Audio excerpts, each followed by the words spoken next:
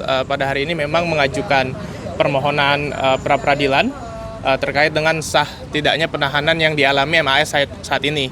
Karena sebagaimana rekan-rekan ketahui bahwa MAS, seorang anak yang berhadapan hukum, telah lebih 5 bulan menjalani proses hukum tanpa ada perawatan dan tanpa jelas mengenai status kasusnya sampai sekarang. Jadi belum ada kepastian hukum.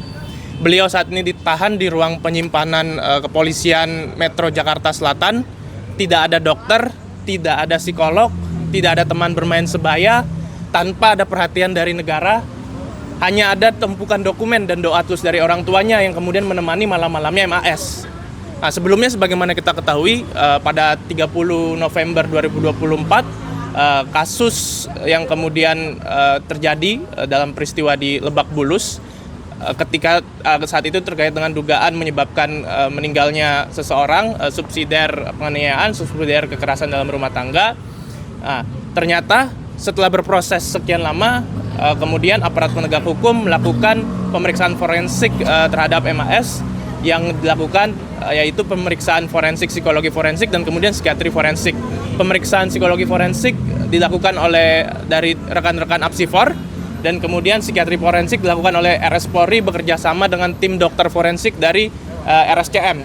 Nah, ternyata berdasarkan pemeriksaan forensik tersebut ditemukan bahwa MAS terindikasi atau memiliki disabilitas mental sehingga dia tidak dapat memahami tindakan yang dia lakukan. Nah, ini hasil dari pemeriksaan forensik tersebut.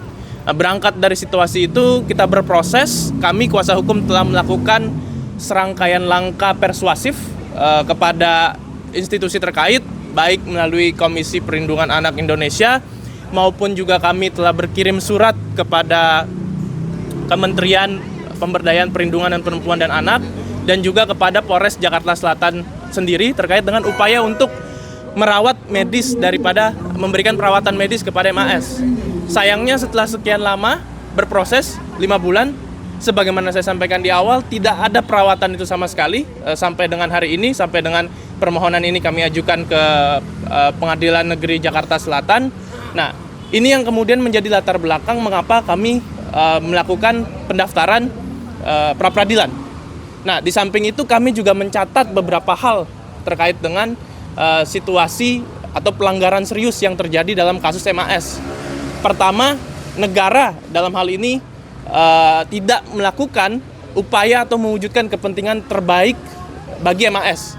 Hal ini tercermin dari tidak adanya ketidakpastian hukum bagi kasus MAS karena sampai dengan saat ini tidak ada kejelasan apakah kasus MAS itu akan dihentikan oleh penyidik pada tahap penyidikan atau dilanjutkan pada proses sampai pada proses persidangan. Nah, hal ini berdampak pada terkait dengan terkatung-katungnya nasib MAS karena ada ketidakjelasan nasib daripada perkaranya.